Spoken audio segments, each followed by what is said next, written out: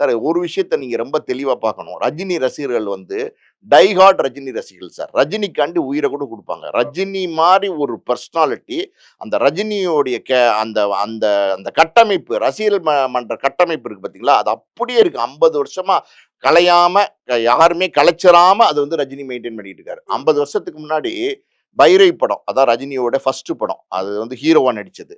Super star அப்படிங்கிற பட்டத்த வந்து அன்னைக்கு வந்து வால் போஸ்ட்ல எல்லாம் வந்து தானு குடுத்தாரு. அன்னைக்கு அந்த பட்டம் வேணான்னு ரஜினி சொன்னார். ஆமா. சூப்பர் ஸ்டார் பட்டம் வேணான்னு சொன்னார். காரணம் என்ன தெரியுமா? எம்ஜிஆர், சிவாஜி எல்லாம் பெரிய பெரிய ஆளுமைகள் இருக்காங்க. அந்த காலகட்டத்தில வந்து இந்த பட்டம் எனக்கு சரியா வராது. வேண்டாம். முன்னோடிகள்லாம் இருக்காங்க. பெரிய பெரிய நடிகர்கள்லாம் இருக்காங்கன்னு ரஜினி வேணான்னாரு. அத வேண்டான்னு தவிர்க்க பார்த்தாரு. ஆனா அத தவிர்க்க முடியல. அது தவிர்க்க முடியாத ஒரு பட்டமா கிட்டத்தட்ட 50 வருஷத்துக்கு மேல ரஜினி கிட்ட இருக்கு. அந்த பட்டத்த அவர் ஒரு ஸ்டேஜ்க்கு மேல தக்க வைக்க ஆரம்பிச்சிட்டார். தக்க வச்சுக்கிறாரு. இன்னைக்கு பாருங்களேன், ரஜினி வந்து 75 வயசு.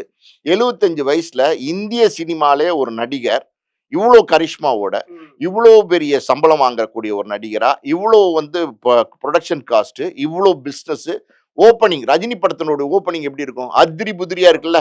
ஆனா ஒரு 25 வயசு ஒரு இளைஞனுக்கு ஒரு ஓப்பனிங் என்ன இருக்குமோ, அந்த ஓப்பனிங்க 75 வயசுலயும் கொண்டு வராரு ரஜினி.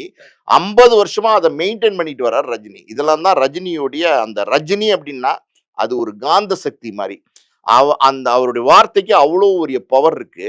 96ல எப்படி வந்து அந்த ஆட்சி மாற்றம் ஏற்பட்டுச்சோ அந்த ஸ்டேட்மெண்ட், அதே மாரி இப்போ வந்து காலம் பேசாது காத்திருந்து பதில் சொல்லுங்கிறது நல்லா தெளிவா பாருங்களேன்.